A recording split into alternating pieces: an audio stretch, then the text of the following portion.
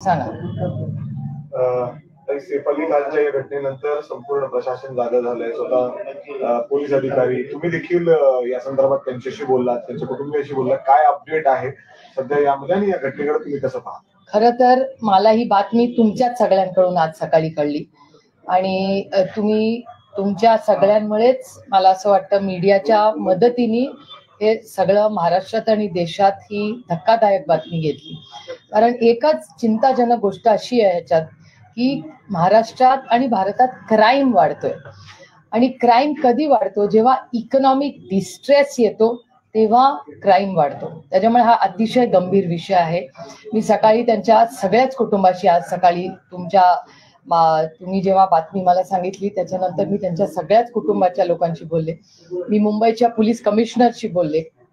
त्या भागात जे इन्चार्ज मिस्टर गेडाम आहेत त्यांच्याशीही माझं बोलणं झालंय आणि अर्थातच फॅमिली अतिशय नर्वस आहे, घाबरलेली आहे.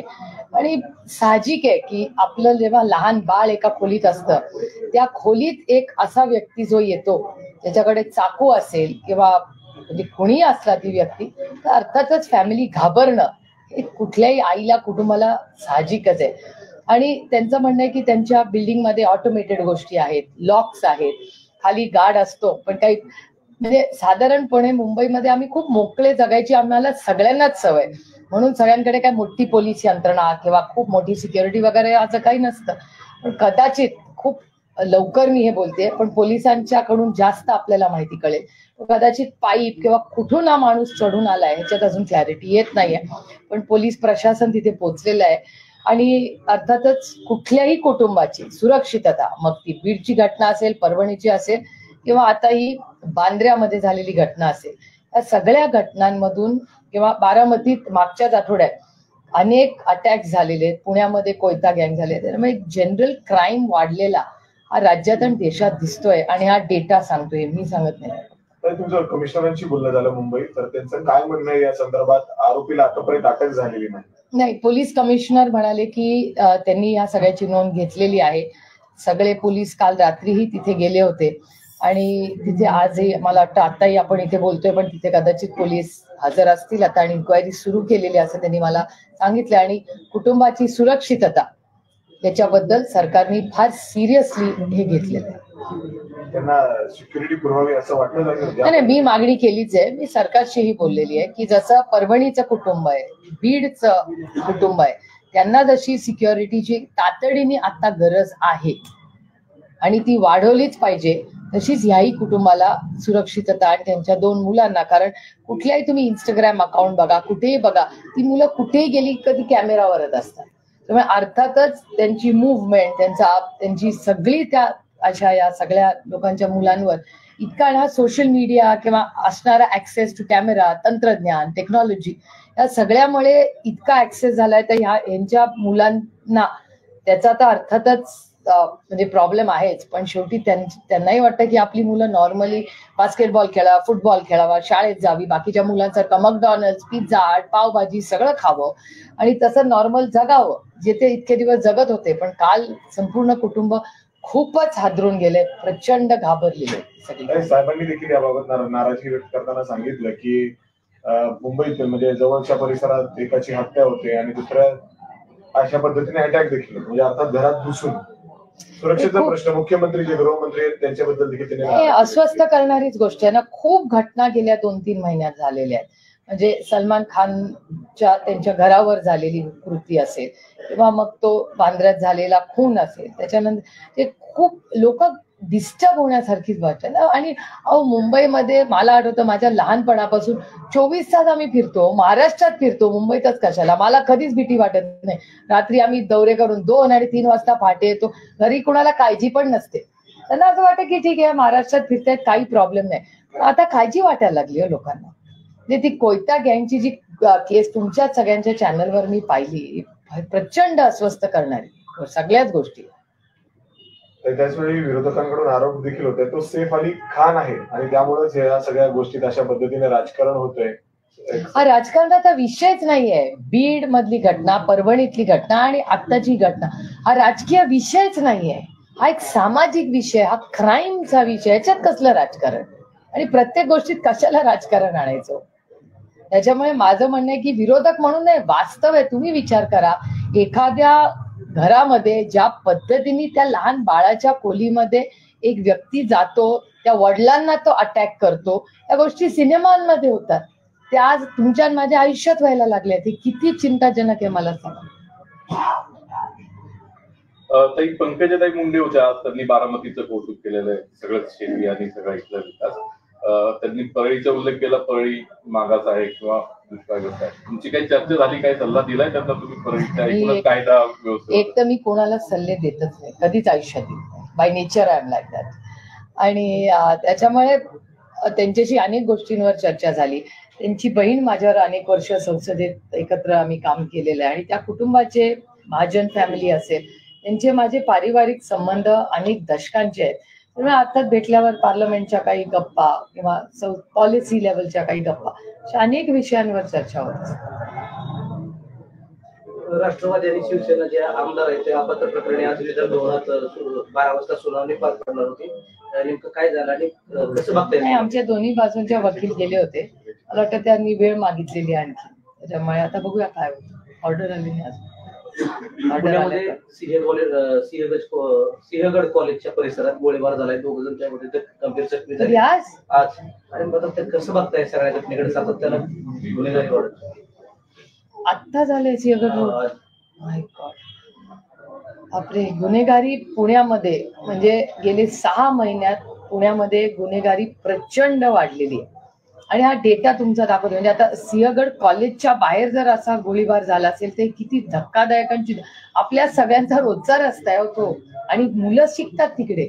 तर कॉलेजच्या भागामध्ये अशा घटना होत असतील आणि कुठेही, म्हणजे माझं तर म्हणणं आहे क्राईम बद्दल सगळ्यांनी 0 टॉलरन्सच केला पाहिजे. आणि मला महाराष्ट्राच्या पोलिसांचा सार्थ अभिमान आहे. पण अर्थातच मनात एक प्रश्न येतो ना की इंटेलिजन्सचा काय चालतं, इंटेलिजन्सचा कसं काय या गोष्टी कळत नाही. त्यामुळे खूप गंभीर बाब आहे. परळीमध्ये काही काल जी घटना घडल्या, विरोधात निदर्शनं झाली वाल्मिक कराड यांच्या बाजूने, जमावबंदी असताना सरकारवरती त्यांचेच कार्यकर्ते अविश्वास दाखवतात. म्हणजे मला असं वाटतं की ह्या गोष्टी आता कोर्टात आहेत, सगळे कलम लागलेले आहेत. पूर्ण इन्क्वायरी होईस्तोवर मला वाटतं आपण सगळ्यांनी आता वाट बघितली पाहिजे. आणि अनेक दिवस अनेक वेगवेगळ्या मागण्या होत्या. म्हणजे शांततेच्या मार्ग, हा देश संविधानाने चालतो आणि संविधानाच्या चौकटीत राहूनच तो चालला पाहिजे. नियम कायदे सगळ्यांसाठी या देशात समान असले पाहिजे. आणि त्याच्यामुळे ह्या ज्या घटना ह्या झाल्या त्या दुर्दैवी झालेल्या आहेत. आणि जे काय व्हावं ते शांततेच्या मार्गानेच झालं पाहिजे आणि कोर्टाच्या नियम कायद्यात आणि संविधानाच्या चौकटीत. परळीची बीडची जी घटना एवढी निर्गुण आहे, त्यानंतरही आरोपीच्या बाजूने अशा पद्धतीने आंदोलन होतं. राज्यात पहिल्यांदाच असं घडतं की मोका किंवा पुण्यातल्या आरोपींच्या बाजूने एवढे मोठे शहर बंद आहे, तणावपूर्ण वातावरण आता आहे चालू. नाही परिस्थिती आता बंदी आहे, अजूनही बंदी चालू आहे. आज उठवली नाही का? बंदच आहे सगळं आता. काल मी तुमच्या चॅनलवर पाहिलं की तिथे दुकानं बंद होत होती, तसंच अजून वातावरण आहे.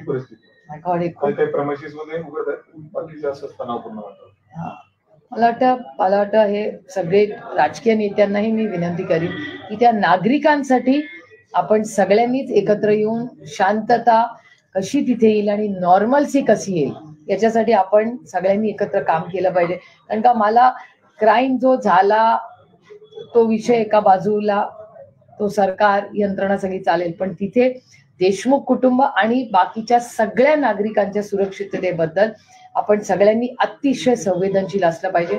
आणि बीड मधली पण घटना आणि परभणी मधली ही घटना आणि आता मुंबईत झालेली आणि पुण्यात झालेली, म्हणजे आता 4 घटनांचा उल्लेख करायला लागतो. बीडची, परभणीची, मुंबईची बांद्राला झालेली आणि पुण्याला सिंहगड कॉलेज. म्हणजे 4 घटना आता अशा महाराष्ट्रात झालेल्या आहेत ज्याच्यात अतिशय संवेदनशीलपणे लोकांना कॉन्फिडन्स दिला पाहिजे की तुम्ही सेफ आहात महाराष्ट्रात. पण दुर्दैवाने तशी आज परिस्थिती नाही.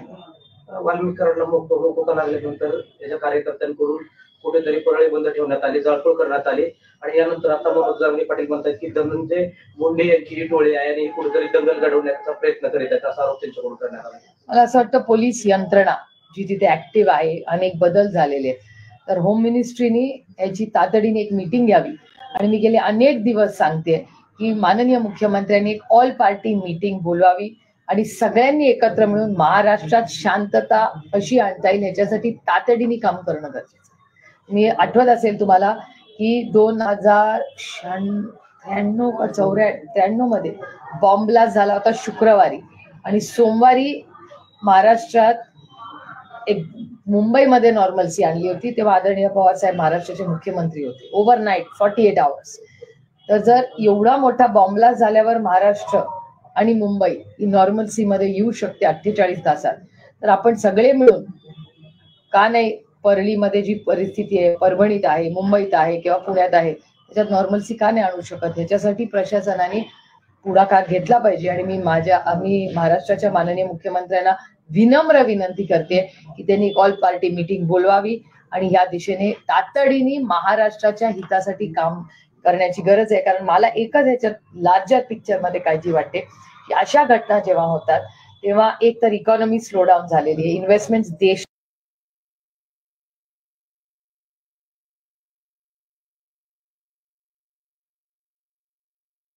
येत नाही. इकॉनॉमिक ग्रोथ स्लो डाऊन झाली आहे, हे केंद्र सरकार मान्य करतंय आणि देशाच्या फायनान्स मिनिस्टरनी स्वतः फ्लोअर ऑफ द हाऊसवर कबूल केलंय की yes there is a slow down. अशा परिस्थितीत इन्व्हेस्टमेंट येणं आणि त्या इन्व्हेस्टमेंट महाराष्ट्रात येणं हे अतिशय महत्वाचं आहे. त्यामुळे मला असं वाटतं आपण सगळ्यांनीच या बाबतीत नॉर्मल्सी जास्तीत जास्त महाराष्ट्रात लवकर कशी होईल याच्यासाठी महाराष्ट्राच्या माननीय मुख्यमंत्र्यांनी तातडीने मीटिंग घेऊन सगळ्यांना कॉन्फिडन्स मध्ये घेऊन एकत्र सगळ्यांनी ह्याच्यात काम केलं पाहिजे. बीडच्या घटनेनंतर सातत्यानं धनंजय मुंडे यांचा राजीनामा घ्यावा अशी मागणी केली जाते. मात्र जे सामाजिक कार्यकर्ते आहेत अंजनी दमाने यांनी असं म्हटलं की जोपर्यंत धनंजय मुंडेंचा राजीनामा घेत नाही तोपर्यंत हे प्रकरण आपण सोडणार नाही, सातत्याने या प्रकरणाचा पाठपुरावा करतो.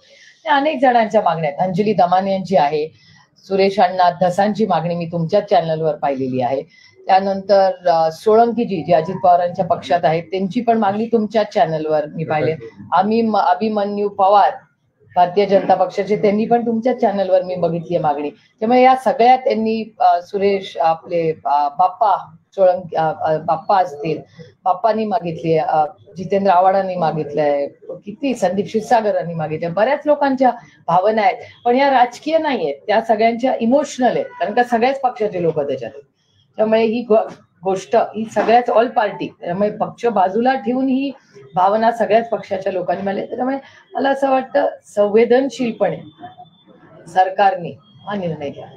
तुम्ही भाषण दरम्यान म्हणाला की आता निवडणुका नाहीत, वर्षभर गोड बोलूया, कुणाला उद्देशून सगळ्यांनाच, मला स्वतःला.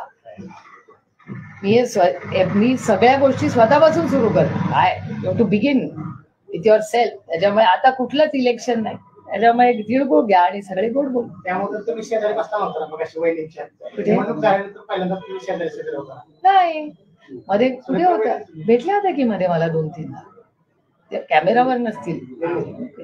पवार कुटुंबातल्या प्रत्येक घटक सातत्यानं मागणी करतोय की पवार कुटुंब एकत्रित यावं. अजित पवारांच्या मातोश्रीने देखील अशी इच्छा व्यक्त केली होती, रोहित पवारांच्या मातोश्रीने देखील अशी इच्छा व्यक्त केली होती. येणाऱ्या कालावधीमध्ये हे पवार कुटुंब पुन्हा एकत्र येणार. पवार फॅमिली एकच आहे राजकीय दृष्ट्या. माझ्या राजकीय professional life is different and personal life is different.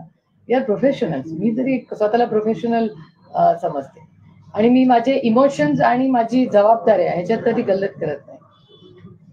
कारण का मग आपला जो डिसिजन मेकिंग असतं ना ती पॉलिसी लेवलला मग प्रॉब्लेम आहे, त्याच्यात कॉन्फ्लिक्ट ऑफ इंटरेस्ट सीओ आहे होतं. त्याच्यामुळे आपण आपली नाती तेवढ्याच इमाने जपली पाहिजेत आणि आपलं प्रोफेशनल काम, माझ्या स्टेक होल्डर्सचं काम हे पण तितक्याच नैतिकतेने आणि इमानदारीने मी जपलं पाहिजे. दोन्ही रोल वेगळे, त्याच्यात मिक्स नाही करायचं. कृषी प्रदर्शनाचं आज प्रात्यक्षिक त्याचं उद्घाटन पार पडलं आणि राज्यातून शेतकरी त्या ठिकाणी येणार आहेत.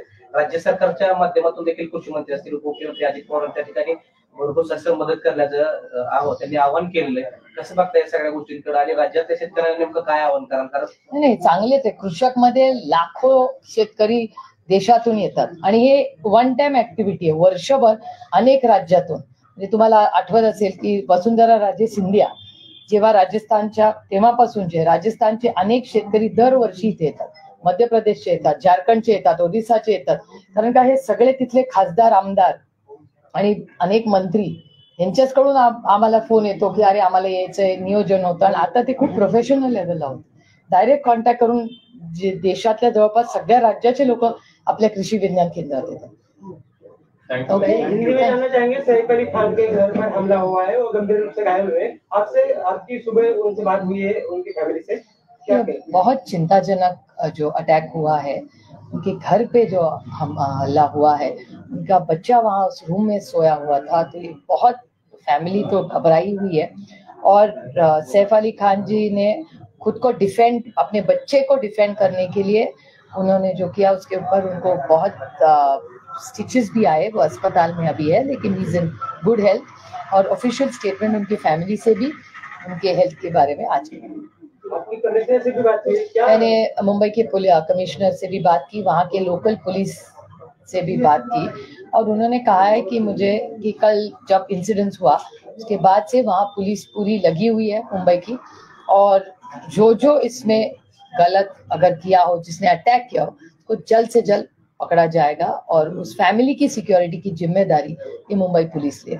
इन लोगों को हिरासत में लिया है उस बारे में अभी पता नहीं चल रहा है। आई थिंक एक 24 घंटा तो होने दीजिए, और एक ऑफिशियल स्टेटमेंट पुलिस से आना चाहिए। क्या बताएंगे? लगातार हमले हो रहे हैं, पुणे में भी हमले हो रहे हैं, कई जगहों पर हमले ऐसे हो रहे हैं, और खास करके अभिनेताओं पर ज्यादा शिकंजा हो रहा है। नहीं, सब जगह ऐसे कैसे आप कह सकते हैं? वो भी नागरिक ही है ना इस राज्य के। अभी बारामती में 8 दिन पहले हल्ला हुआ, पूना में अभी यही कह रहे थे कि पूना में एक अभी शूटिंग हुआ है। उसके बाद परभणी और बीड़ की जो घटना है, उसी तो हम तो रोज एक इमोशनल इशू हो रहा है वहाँ। बहुत, मुझे वो आंसू नहीं देख पा रहे, इतना दुख सबको हो रहा है। जिस तरह से क्रूर पद्धति से हत्या हुई है वहाँ, वो हो रहा है। मुंबई में तो क्राइम आज देख रहे हैं किस तरह से बढ़ रहा है। बांद्रा में जहाँ ये सब लोग रहते हैं, बहुत सारी सिक्योरिटीज, कैमरा, सब कुछ है वहाँ, फिर भी किसी की हिम्मत होती है उस घर में जाके इतना अटैक करने की, तो बहुत चिंताजनक बात है। और महाराष्ट्र में क्राइम तो बढ़ ही रहा है, ये आपके चैनल में रोज दिख रहा है। सलमान खान को भी लगातार धमकियां दी जा रही है पिछले कई वर्षों से, क्या कनेक्शन हो सकता है? ये तो वक्त ही बताएगा। मेरे ख्याल से सलमान खान जी पे जो अटैक हुआ है, उसके बाद सैफ अली खान जी पे घर पे जो अटैक हुआ है, और जो हत्या पिछले 1-2 महीने पहले जो हुई थी, उसका कोई लिंक है कि नहीं, ये तो वक्त ही बताएगा। मेरे ख्याल से 1-2-4 दिन में पुलिस के यहाँ से हमें रुकना पड़ेगा। अभी तो सैफ अली खान, उनकी बीवी और उनके बच्चों की सुरक्षितता, ये हमारे लिए सबसे अभी मायने रखती है। छगन भुजबळ यांची नाराजी अजून काय नाही, मंत्रिपद न मिळाल्यानंतर पक्षाच्या बैठकीला किंवा पंतप्रधानांनी बोलवल्या बैठकीला त्यांनी उपस्थिती लावली नाही। त्यानंतर आता पक्षाचं शिबिर होत आहे शनिवार रविवार शिबिर, त्यावेळेस देखील आधी निश्चित करायचं। काल गेले नव्हते का? कालच्या मीटिंगला भुजबळ साहेब नव्हते का? माहिती नाही मला, म्हणजे तो त्यांच्या पक्षातला अंतर्गत प्रश्न आहे। पण अर्थातच भुजबळ साहेब हे खूप सिरियस सिनियर नेते, फक्त पक्षाचे नाही, राज्याचे, देशाचे। खूप मोठं काम अनेक वर्ष त्यांनी केले, खूप संघर्षातून त्यांचं काम उभं राहिलेलं आहे। आणि आम्ही सगळे एकत्र असताना भुजबळ साहेबांची जागा ही नेहमी आदरणीय पवार साहेबांच्या शेजारीच असायची, आणि भुजबळ साहेबांचा मान सन्मान, त्यांचं वय, त्यांचं कर्तृत्व, त्यांचे कष्ट आणि त्यांनी केलेला त्याग आणि योगदान, याच्यामुळे कुठेही ते असले तरी आमच्याकडून तर तो केलाच।